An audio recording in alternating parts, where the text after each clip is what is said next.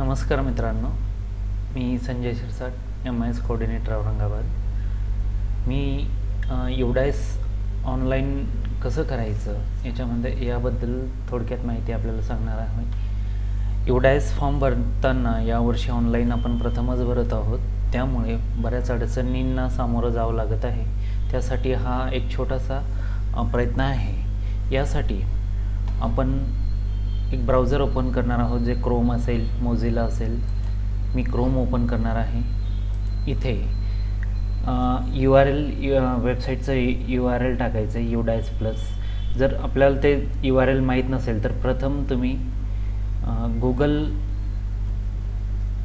गुगलला जाऊन तिथे युडाइस प्लस हे प्रेस केल्यानंतर ॲटोमॅटिकली त्याचं सर्चिंग URL येईल आणि इथे आल्यानंतर इथे युडाइस प्लस यावरती क्लिक करून आपल्याला वेबसाईट मिळेल. तर ही युडाइस प्लसची वेबसाईटवरती लॉग इन इथे दिलेले आहेत.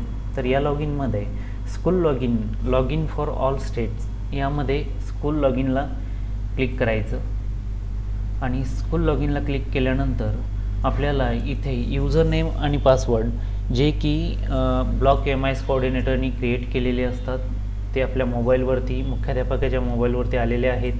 ते युजर नेम आणि पासवर्ड आपल्याला इथे टाकायचे आहे. तर माझ्याकडे एक युजर नेम आहे जे की मी इथे आपण टाईप करणार आहोत. त्यानंतर इथे पासवर्ड टाकणार आहोत. हे पासवर्ड इथे टाकल्यानंतर आपल्याला कॅप्चा इथे टाकायचा आहे. जो कॅप्चा इथे दिलेला आहे हा कॅप्चा आपल्याला इथे जसा आहे तसा टाकायचा आहे. केस सेन्सिटिव्ह असतो, म्हणजे कॅपिटलमध्ये असेल तर कॅपिटलमध्ये, स्मॉलमध्ये असेल तर स्मॉलमध्ये हे लॉग इन आपण करणार आहोत. फॉर्म भरताना आता हे आपलं लॉग इन झालेलं आहे. इथे आपलं शाळेचं नाव दिसेल, युडाइस कोड दिसेल. हे आपलं प्रॉपर युडाइस कोड, शाळेचं नाव प्रॉपर आहे का हे चेक करून नंतर आपल्याला जो पासवर्ड आलेला आहे, जो वन टाईम पासवर्ड आलेला आहे, तो आपण इथनं चेंज करू शकतो. चेंज पासवर्डवरती क्लिक केल्यानंतर आपल्याला इथे जो एक्झिस्टिंग पासवर्ड आलेला आहे तो इथे आपण टाईप करून तुम्हाला जो नवीन पासवर्ड टाकायचा आहे तो आपण इथे चेंज करू शकतो. चेंज करताना पासवर्ड तयार करण्यासाठी जे जनरल रूल्स असतात ते इथे दिलेले आहे. 8 कॅरेक्टर्सचा मिनिमम पासवर्ड असावा, त्यामध्ये ॲटलिस्ट 1 अल्फाबेट असावं, कॅपिटल लेटर्स असावं, नंबर्स असावे आणि स्पेशल सिम्बॉल जे @ $, आपण हे यूज करू शकतो. आता मी पासवर्ड चेंज न करता फक्त एक माहिती तुम्हाला इथे दिलेली आहे. परत आपण होमवरती गेलो तर होमवरती गेल्यानंतर इथे introduction for filling the DCF, म्हणजे तुम्हाला फॉर्म भरण्यासाठी जी इन्फॉर्मेशन आहे ते इथे तुम्हाला एक PDF फाईल अटॅच करून दिलेली आहे, तुम्ही ते बघू शकता. इथं युजर मॅन्युअल उपलब्ध आहे, हे इंग्लिशमध्ये आहे. युजर मॅन्युअलमध्ये तुम्हाला फॉर्म कसा भरायचा याच्या गाईडलाईन्स इथे दिलेले आहे. आणि डायरेक्टली फॉर्म भरायचा असेल तर click here to open DCF to fill data इथे क्लिक करायचं आहे. तर यामध्ये आपल्याला इथे एक इंडेक्स दिसेल. यामध्ये टोटल 1 ते 42 फॉर्म आपल्याला इथे दिलेले आहेत. 1 ते 42 फॉर्म इथे आपल्याला दिलेले आहेत आणि 1 बाय 1 स्टेप बाय स्टेप आपण इथे हे फिलअप करणार आहोत. तर पहिले जी PDF आपल्याला दिलेली आहे DCF म्हणजे युडाइस फॉर्म, जे दरवर्षी आपण जसा भरत होतो, ऑफलाईन फॉर्म प्रिंट काढून आपण जसा भरत होतो, त्यामध्ये जे पॉईंट्स आहेत ते पॉईंट इथे ब्लॉकच्या स्वरूपामध्ये दिलेले आहेत. तर DCF फॉर्ममध्ये 1.1 to 1.14 म्हणजे 1.1 ते 1.14 हे जे पॉईंट हे आपली प्रोफाईल आहे. त्यानंतर 1.15 to 1.26 हे कॅटेगरी आहे. अशा आपल्याला फॉर्म 1 बाय 1 आपण भरू शकतो. आणि या कॅटेगरीवर याच्यावरती क्लिक केल्यानंतर आपल्याला आपली प्रोफाईल म्हणजे स्कूल प्रोफाईल इथे मिळेल. तर यामध्ये आता काय भरायचं आहे आपण ते बघूया. तुम्ही सिस्टमॅटिक फॉर्म जर भरून घेतलेला असेल अगोदर तर भरायला सोपा जाईल. यामध्ये युडाइस कोड आपल्याला चेक करायचा आहे, आपल्या शाळेचं युडाइस कोड बरोबर आहे का. त्यानंतर जिओग्राफिकल लोकेशन्स म्हणजे शाळेची जिओग्राफिकल लोकेशन्स आपल्याला इथे दिलेले आहेत. लॅटलॉंग दिलेले आहेत. इथे अक्षांश आपण इथे भरू शकतो. हे आपण स्कूल मॅपिंग करताना आपण हे भरलेलं आहे ते आपण इथे भरायचं आहे. त्यानंतर स्कूल नेम हे कॅपिटल लेटरमध्ये आलेलं आहे. जनरली यामध्ये आपण काही चेंजेस करू शकत नाही, कारण हे ऑलरेडी आपण बऱ्याच वर्षापासून भरत आलेलो आहे, तर यामध्ये बदल नाही करता येणार. त्यामध्ये आता ही आपली जी शाळा आहे ही कुठे लोकेटेड आहे, शहरी ग्रामीण असेल तर इथे आहे. आता यामध्ये बदल जर करायचा असेल, म्हणजे शहरी शाळा असेल आणि ती ग्रामीण झाली असेल किंवा ग्रामीणची शहरी झालेली असेल, तर हे ब्लॉक लेवलवरती आपल्याला बदल करता येतात. त्या लेवलवरनं हे बदल करतात. स्कूल लेवलवरती बदल आपल्याला करता येणार नाही. त्यानंतर हॅबिटेशन नेम आहे, पिन कोड आहे, ग्रामपंचायत, त्यानंतर क्लस्टर, आपलं शाळेचं केंद्र कोणतं आहे, त्यानंतर आपली कम्युनिटी काय, ब्लॉक कुठला आहे, हे आपण इथनं चेक करून घ्यायचं आहे. त्यानंतर इलेक्शन ब्लॉक कुठला आहे, म्हणजे आपल्या विधानसभा मतदारसंघ, लोकसभा मतदारसंघाचे नावं इथे दिलेले आहेत, हे कुठले आहेत हे चेक करू शकतो. त्यानंतर कॉन्टॅक्ट डिटेल्समध्ये इथे आपल्याला मुख्याध्यापकाचा कॉन्टॅक्ट नंबर आपल्याला इथे द्यायचा आहे. इथं हा कंपल्सरी आपण द्यायचा आहे. जिथे एक महत्त्वाचा पार्ट यामध्ये असा आहे की फॉर्म UDAIS फॉर्म भरताना, ऑनलाईन भरताना जिथे स्टार मार्क आहे, ज्या फील्डवरती स्टार मार्क आहे, ही फील्ड कंपल्सरी भरावी लागेल. ही जर भरली नाही तर पुढे फॉर्म आपला जाणार नाही. त्यामुळे हे जसं आता यामध्ये STD कोड, लँडलाईन हा भरायची गरज नाही, पण मोबाईल नंबर हा कंपल्सरी आहे. मुख्याध्यापकाचा मोबाईल नंबर आपल्याला इथे भरावा लागेल, कंपल्सरी भरावं लागणार. नंतर रिस्पॉन्डंट नेम इथे भरायचं आहे, म्हणजे जो व्यक्ती इथं ऑनलाईन फॉर्म भरणार आहे त्याची डिटेल इथे टाकायचं आहे. शाळेचा मुख्याध्यापकाऐवजी जर एखाद्या शिक्षकाने फॉर्म भरला असेल तर त्याची डिटेल इथे आपण टाकणार आहोत. त्याचं नाव इथे असेल, त्यांची मोबाईल डिटेल इथे असेल, ईमेल ॲड्रेस टाकू शकतो, वेबसाईट, स्कूल वेबसाईट असेल तर ती टाकू शकतो. आपण सरळवरती प्रत्येक शाळेची वेबसाईट आपली तयार झालेली आहे, तिथलं URL कॉपी करून तुम्ही इथे टाकू शकता. त्यानंतर हे सर्व फॉर्म टोटली फिल केल्यानंतर आपल्याला इथे सेव्ह करायचं आहे. इथे सेव्हवरती क्लिक केल्यानंतर तो फॉर्म सेव्ह होतो आणि सेव्ह आणि नेक्स्ट केल्यावरती तो फॉर्म सेव्ह होऊन तो नेक्स्ट स्टेजला जाईल. जर आपल्याला सेव्ह करायचं नसेल, जसंच फक्त तुम्ही चेक केलं असेल तर तुम्ही नेक्स्ट स्टेजला जाऊ शकता. नेक्स्ट स्टेज म्हणजेच 1.15 टू 1.26 हा सेक्शन आपण सुरू करत आहोत. इथे गेल्यानंतर इथे तुम्हाला हा इंडेक्स पण दिसेल की तुम्ही इथे कुठले कुठले सेक्शन भरलेले आहेत. आता आपण प्रोफाईलवरतून कॅटेगरीवरती आलेलो आहोत, म्हणजे 1.15 टू 1.26 वरती आलेलो आहोत. आता 1.26 हे जे आहे सर्वात महत्त्वाचा पार्ट आहे UDAIS फॉर्म भरताना. School category code. School category कोडमध्ये आपली शाळेचं कॅटेगरी कुठली आहे, जे शाळा ही प्रायमरी आहे, अप्पर प्रायमरी आहे, त्यानंतर उच्च प्राथमिक, माध्यमिक, याचे कोड आपल्याला DCFमध्ये दिलेले आहे, UDAIS फॉर्ममध्ये दिलेले आहे. आता ही जी स्कूल आहे यामध्ये ही प्रायमरी विथ अप्पर प्रायमरी म्हणजे 1 ते 7, म्हणजे लोअर क्लास या शाळेचा 1 आहे, हायेस्ट क्लास हा 7 आहे. म्हणजे हा कोड इथे प्रायमरी विथ अप्पर प्रायमरी म्हणजे सेकंड म्हणजे 2 नंबरचा कोड इथे घेतलेला आहे. हा जर चुकलेला असेल तर यासाठी सुद्धा आपल्याला ब्लॉक म्हणजे पंचायत समिती लेवलला ब्लॉकला जाऊन हा चेंजेस आपण इथे करू शकतो. त्यानंतर नेक्स्ट टाईप ऑफ स्कूल, को एज्युकेशनल, म्हणजे ही जी शाळा आहे तुमची ही फक्त मुलांसाठी आहे, मुलींसाठी आहे की एकत्र आहे म्हणून को एज्युकेशनल इथे घेतलेले आहे. त्यानंतर 1.18 हा जो सेक्शन आहे यामध्ये तुमचे जे वर्ग आहेत या वर्गांमध्ये तुकड्या किती आहे या तुकड्यांची संख्या इथे भरलेली आहे. आता तुकड्या बऱ्याच शाळांमध्ये तुकड्यांची एकच वर्ग असतो, तुकडी नसते, त्यासाठी आपल्याला इथे एक फिल करायचं आहे. तुकड्या जशा असतील, पहिल्या वर्गाला जर 2 तुकडे असेल तर इथं तुम्ही 2 फिल करू शकता. जर नसेल तर तुम्हाला कंपल्सरी इथे 1 फिल करायचं आहे. तसं इथे इन्स्ट्रक्शन तुम्हाला इथे देण्यात आलेले आहे. त्यानंतर मॅनेजमेंट ऑफ स्कूल, तर शाळेचं व्यवस्थापन कुठलं आहे. आता यामध्ये 11 नंबरचा जो कोड आहे सोशल वेलफेअर प्रायव्हेट एडेड हा आहे. त्यानंतर तुमची खाजगी अनुदानित जर असेल तर त्यासाठी 4 कोड आहे. हे कोड सर्व तुम्हाला तुमच्या DCFमध्ये अवेलेबल आहे. जिल्हा परिषद असेल तर तुम्ही तिथे जिल्हा परिषदचा कोड टाकू शकता, त्यासाठी 16 हा कोड आहे.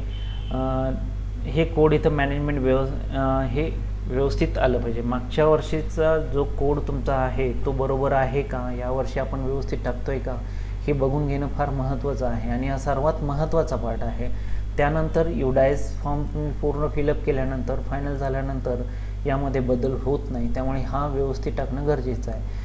त्यानंतर year of establishment of the school, शाळेची स्थापना केव्हा झालेली आहे, प्रायमरी सेक्शनची स्थापना केव्हा झालेली आहे, अप्पर प्रायमरीची स्थापना केव्हा झाली, हे आपण इथे टाकायचं आहे. त्यानंतर 1.22 शाळेचं अपग्रेडेशन झालेलं असेल तर ते इयर आपल्याला इथे टाकायचं आहे. त्यानंतर ही शाळा अपंगांसाठी आहे का, स्पेशल स्कूल फॉर CWSN आहे का, असेल तर यस करायचं, नसेल तर नो. परत ही स्कूल तुमची शिफ्टमध्ये चालते का, शिफ्टमध्ये चालत असेल तर यस म्हणायचं आहे, नसेल तर नाही. त्यानंतर ही रेसिडेन्शियल शाळा आहे का, म्हणजे शाळा निवासी आहे का. जरी आता ही जी स्कूल मी तुम्हाला एक एक्झाम्पल म्हणून सांगतो, ही निवासी शाळा आहे, यांच्याकडे हॉस्टेल वगैरे आहे, त्यामुळे यांनी यस केलेलं आहे. जर असेल तर तुम्हाला इथे टाईप ऑफ रेसिडेन्शियल स्कूल कुठला आहे, तर त्यामध्ये यामध्ये बरेचसे ऑप्शन्स आहे. आश्रम शाळा आहे, प्रायव्हेट, अदर, KGBV. तर हा जो प्रकार तुमच्याकडे जो आहे तो इथे टाकायचा आहे. नसेल तर प्रश्नच येत नाही भरायचा पुढे. तर ह्या जर असेल तर हे इथे टाकलेलं आहे. आता यामध्ये facility are available for following state level, ज्या आपण जेव्हा जर रेसिडेन्शियल स्कूलसाठी ज्या फॅसिलिटी आहे त्या असेल तर यस इथं म्हणायचं आहे. आता यामध्ये प्रायमरी ज्या आहेत, प्रायमरी आहे का, त्या रेसिडेन्शियल स्कूलमध्ये मुली किती, मुलांची संख्या किती, अप्पर प्रायमरीची संख्या किती, हे इथं फिल करायचं आहे. त्यानंतर ही मायनॉरिटी स्कूल आहे का, is this minority manage school आहे का. जर असेल तर इथे यस करायचं आहे. जर आपण यस म्हटल्यानंतर आपल्याला इथे कुठल्या प्रकारची मायनॉरिटी आहे, मुस्लिम मायनॉरिटी आहे, सिख मायनॉरिटी, जैन मायनॉरिटी इथे घ्यायचं आहे. नसेल तर आपल्याला ते भरायची गरज नाही. आता हा सेक्शन भरल्यानंतर आपल्याला सेव्ह आणि नेक्स्ट करायचं आहे. ही ऑलरेडी माहिती भरलेली आहे म्हणून मी सेव्ह न करता नेक्स्ट करतो आहे. त्यानंतरचा महत्त्वाचा पार्ट म्हणजे 1.27 to 1.39 लँग्वेज, भाषा हा पार्ट आहे. यामध्ये भाषेशी रिलेटेड की मेजॉरिटी ऑफ पीपल टॉट थ्रू देअर मदर टंग, म्हणजे त्यांच्या मातृभाषेतून इथे शिकवलं जातं का, इथे यस म्हटलेलं आहे. त्यानंतर कुठल्या भाषेत शिकवलं जातं, म्हणजे तुमची शिकवण्याची जी टीचिंग मेथड आहे ती कुठली आहे. मराठी मीडियमची शाळा असेल तर मराठी असेल, इंग्लिश मीडियम असेल तर इंग्लिश असेल. आपल्याकडे मराठी इंग्लिश हेच मीडियम आहे. इतर मीडियम आपल्याकडे महाराष्ट्रामध्ये नाही आहेत, बऱ्याच ठिकाणी नाही आहेत. तर आपण इथे मराठी, इंग्लिश, उर्दू हे मीडियम आपण इथे घेऊ शकतो. मल्टी मीडियम असेल तर मराठी नंतर इथे तुम्ही नेक्स्ट मीडियम घेऊ शकता, जसे की उर्दू आहे. इथं उर्दू असेल तर उर्दू आणि मराठी आपण इथे घेऊ शकतो. त्यानंतर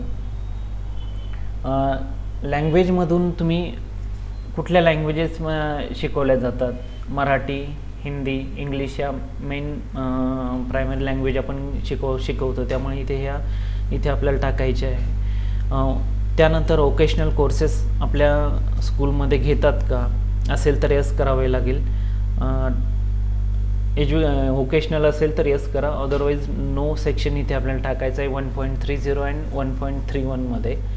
त्यानंतर शाळेचं डिस्टन्स टाकायचं आहे, म्हणजे इथे जे आहे हा सेक्शन 1.31 झाल्यानंतर आपल्याला नेक्स्ट सेक्शन हा घ्यायचा आहे आणि फर्स्ट, सेकंड, थर्ड, फोर्थ असा फिलअप करायचा आहे. आता यामध्ये शाळेची डिस्टन्स आपल्याला घ्यायचे की प्रायमरी स्कूलपासून शाळेचं डिस्टन्स किती आहे, अपर प्रायमरीच्यापासून शाळेचं डिस्टन्स किती आहे, हे डिस्टन्स इथे टाकायचं आहे.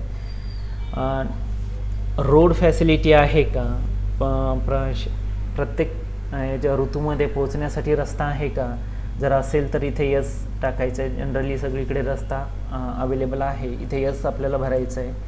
त्यानंतर इथे प्रायमरी सेक्शनला अंगणवाडी अटॅच आहे का, अंगणवाडी अटॅच जर असेल तर इथे यस केल्यानंतर, जर आपण इथे अटॅच असेल तर इथे यस करायचं आहे. तुमच्या शाळेला अंगणवाडी अटॅच असेल तर यस केल्यानंतर तुम्हाला इथे बॉईज गर्ल्सची स्ट्रेंथ इथे टाकावी लागणार आहे. नसेल तर आपल्याला ती हायलाईटच होणार नाही, पण असेल तरी तर टाकावं लागेल आणि नसेल तर टाकण्याची गरज नाही आहे. जेव्हा आपण यस म्हणतो तर आपल्याला ही पूर्ण माहिती इथं भरायची आहे. Code of the anganwadi centre हा कंपल्सरी सेक्शन आहे जर आपण इथे यस म्हणणार आहोत. त्यानंतर अंगणवाडी वर्कर ट्रेन टीचर आहेत का, इथे यस करायचं आहे. त्यानंतर इथे आपल्या शाळेचे इन्स्ट्रक्शन डेज जे आहेत ते आपल्याला इथे टाकायचे आहे. ते हे फार इम्पॉर्टंट आहे. जिल्हा परिषदचे इन्स्ट्रक्शन डेज हे जवळजवळ सारखे असतात, हे कमी जास्त यायला नको. हे 236 हे प्रायव्हेट शाळेने इथे टाकलेले आहे. 235 236 हे डेज जनरली टीचिंग डे येतात. त्यानंतर हे टीचिंग ॲव्हरेज जे काढलेलं आहे हे 6.0 टाकलेलं आहे. 5.5 किंवा 6.0 हे ॲव्हरेज जनरली इथं येतं, तर हे इथे टाकायचं आहे आणि त्यानंतर इथे नेक्स्ट करायचं आहे.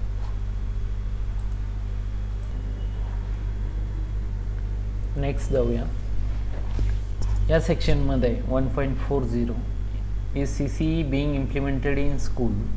यामध्ये सातत्यपूर्ण व सर्वकष मूल्यमापन शाळेत राबवले जाते काय, हे ऑप्शन इथं भरायचं आहे. यस असेल तर तुम्हाला ह्या बाकीचे डिटेल्ससुद्धा होयमध्ये भरावे लागतील.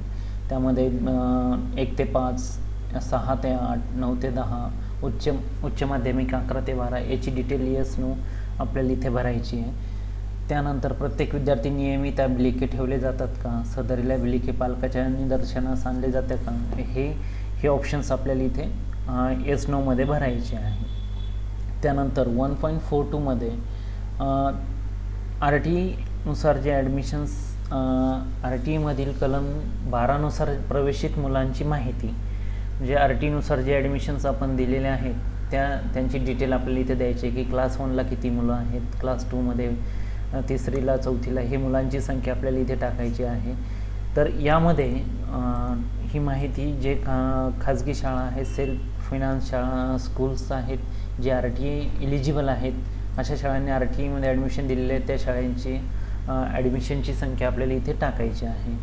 त्यानंतर सेक्शन 1.43 हा सेक्शन जो आहे की यामध्ये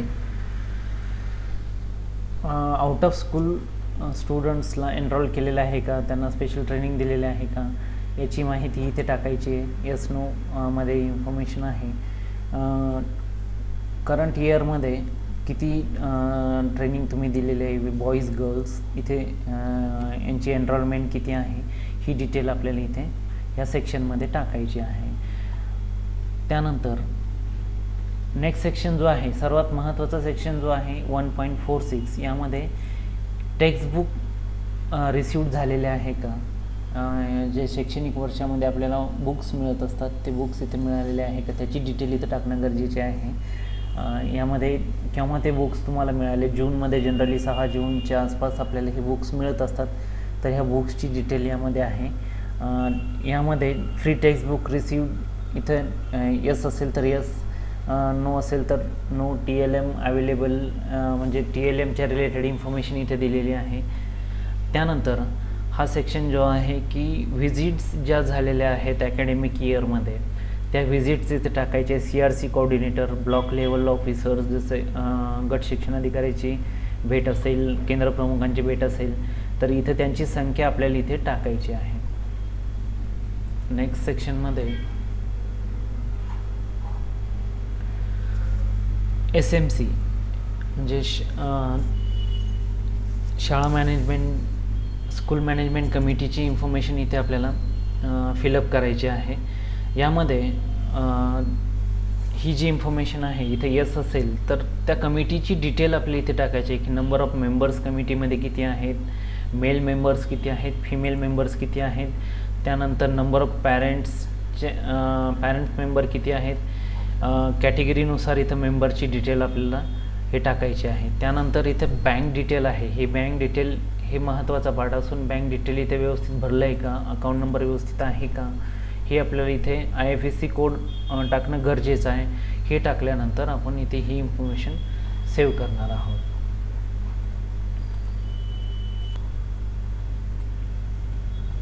इथे सेव्ह अँड नेक्स्ट करायचं आहे. यानंतरचा सेक्शन जो आहे तो महत्त्वाचा पार्ट आहे की physical facility equipment in school. शालेय इमारत आणि फर्निचर सुविधा वगैरे यामध्ये आपल्याला भरायचे. यामध्ये status of school building he rented जर असेल तर इथे रेंटेडचा कोड येईल, प्रायव्हेट असेल तर प्रायव्हेट, गव्हर्मेंट असेल तर गव्हर्मेंट, झेडपीसाठी आपण गव्हर्मेंटचा कोड आपण टाकत असतो. इथे हे यांनी रेंटेड फिल केलेलं आहे. त्यानंतर total number of building blocks of the school. Building blocks किती आहे, तिची स्टेटस काय आहे. पक्का बिल्डिंग असेल तर इथे जे टाकलेलं आहे ते 1 आपण टाकू शकतो. पक्की इमारत असेल, अर्धी पक्की असेल तर त्याची संख्या आपण इथे टाकू शकतो. त्यानंतर बाउंड्री वॉल्स आहे का, शाळेला कुंपण आहे का, ते कशा प्रकारचं कुंपण आहे, पक्का कुंपण आहे की ब्रोकन आहे की साधं कुंपण आहे, हे आपल्याला इथं टाकायचं आहे. त्यानंतर यामध्ये क्लासरूम्स ज्या आहेत त्या क्लासरूमची संख्या आपल्याला इथे टाकायची आहे की शिकवण्यासाठी ज्या क्लासरूम यूज केले जातात ते किती आहे. त्यानंतर नंबर ऑफ क्लासरूम ज्या अंडर कन्स्ट्रक्शन आहे, ज्याचं बांधकाम चालू आहे त्याचं इन्फॉर्मेशन इथं टाकायची. आणि डिलॅबिलेटेड कंडिशन जी आहे, मोडकळीस आलेली जी वर्गसंख्या आहे, धोकादायक, ही इथे टाकायची आहे. जिल्हा परिषदच्या शाळेसाठी ही माहिती फार महत्त्वाची आहे. ही इथे जर 0 असेल तर बांधकामासाठी निधी आपल्याला अवेलेबल होणार नाही. त्यामुळे इथे काळजीपूर्वक माहिती टाकायची. ही भरल्यानंतरच आपल्याला पुढील फंड हा रिसीव्ह होऊ शकतो. ही माहिती भरल्यानंतर आपल्याला इथे क्लासरूमच्या रिलेटेड जे आहे ते प्री प्रायमरीला किती आहे, प्रायमरीला किती आहे, अप्पर प्रायमरीला किती आहे. आता इथे यामध्ये 5 आणि 3 म्हणजे टोटल 8 रूम्स इथे टाकलेल्या आहेत. तर 8 हे इथे जे टाकलेल्या 8 क्लासरूम आहे ह्याचंच क्लासिफिकेशन इथे यायला पाहिजे. अदरवाईज हे चुकीचं संख्या होते आणि फॉर्म पुढे जाणार नाही. त्यामुळे तुम्ही टोटल क्लासरूम ज्या टाकणार आहात त्यापैकीच प्रायमरीच्या किती आहेत आणि अप्पर प्रायमरीचे किती आहे हे आपण इथे टाकणार आहोत. तर यामध्ये इथं क्लासिफिकेशन दिलेलं आहे की गुड कंडिशनमध्ये रूम किती आहेत. यामध्ये जर मायनर रिपेअर, मेजर रिपेअर जर असेल तर यामध्ये सपोज इथे 6 रूम ह्या गुड कंडिशनमध्ये असेल तर रिमेनिंग 2 ह्या मायनरमध्ये किंवा मेजर रिपेअरमध्ये येऊ शकतात. असं क्लासिफिकेशन आपल्याला इथे टाकायचं आहे. त्यानंतर बांधकामासाठी आपल्याला लँड अवेलेबल आहे का, जर असेल तर यस, नसेल तर नो. तर झेडपी स्कूलसाठी हे जर बांधकामासाठी निधी हवा असेल तर त्यासाठी तुम्हाला तेथे जागा अवेलेबल असणं गरजेचे आहे आणि त्याला इथे तुम्हाला यस म्हणणं गरजेचे आहे. हेड टीचरसाठी, मुख्याध्यापकासाठी सेपरेट रूम आहे का, त्यासाठी आपल्याला इथे असेल तर यस, नसेल तर नो करायचं आहे.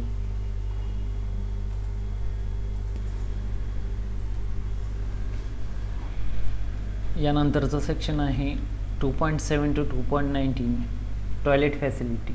शाळेत स्वच्छतागृह आहे का. स्वच्छतागृहाच्या रिलेटेड माहिती आपल्याला इथे द्यायची आहे की नंबर ऑफ टॉयलेट सीट्स किती आहेत. त्यानंतर CWSN म्हणजे अपंगासाठी टॉयलेट किती आहेत याची डिटेल आपल्याला इथं भरायची आहे. त्यानंतर CWSN फ्रेंडली टॉयलेट्स किती आहेत त्याची डिटेल इथे भरायची आहे.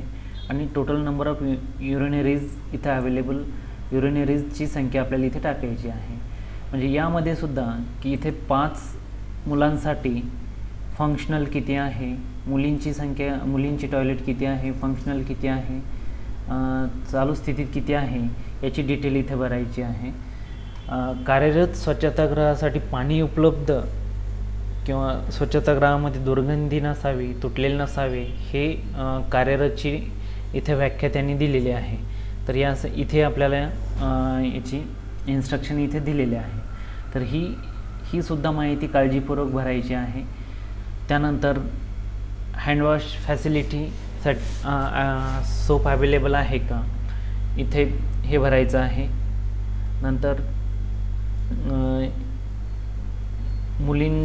ड्रिंकिंग वॉटर फॅसिलिटी इथे अवेलेबल आहे का. त्यानंतर जर असेल तर कुठली फॅसिलिटी अवेलेबल आहे, हँडपंप असेल, विहीर असेल, त्यानंतर नळाचं पाणी असेल, त्यानंतर बंद बॉटल असेल तर याची जे आपल्याकडे फॅसिलिटी अवेलेबल असेल ती आपल्याला इथे भरायची आहे. त्यानंतर आरओ वॉटर आपल्याला प्युरिफायर अवेलेबल आहे का, त्यानंतर टेस्टिंग लॅब आहे का, ही जी आहे किंवा नाही याच्या संदर्भात आपल्या शाळेमध्ये ज्या फॅसिलिटी सुविधा अवेलेबल आहे त्याच्या रिलेटेड माहिती आपल्याला इथे भरायची आहे. त्यानंतर लायब्ररी असेल तर लायब्ररीमध्ये बुक्सची संख्या किती आहे, बुक बँक असेल तर त्याची संख्या टाकावी लागेल, रीडिंग सेंटर असेल ते टाकावे लागेल. अशा पद्धतीने आपल्याला ही माहिती भरायची. यामध्ये फुल टाईम लायब्ररियन आहे का, न्यूजपेपर आहे का, प्लेग्राऊंड आहे का, नसेल तर तुम्ही दुसरं सुविधा त्यामध्ये आहे का, मेडिकल चेकअप झालेली आहे का, ही माहिती आपण दरवर्षी प्रमाणे जशी भरतो त्या पद्धतीने ते भरायचं आहे. रॅम आहे का, अपंग विद्यार्थ्यांसाठी रॅमची व्यवस्था आहे का, हँडरेल त्यासाठी आहे का, ही माहिती इथं किचन शेड आहे का, किचन गार्डन आहे का, ही माहिती आपल्याला इथे किचन शेडच्या रिलेटेड इथे फिलअप करायची आहे आणि त्यानंतर सेव्ह करायचं आहे.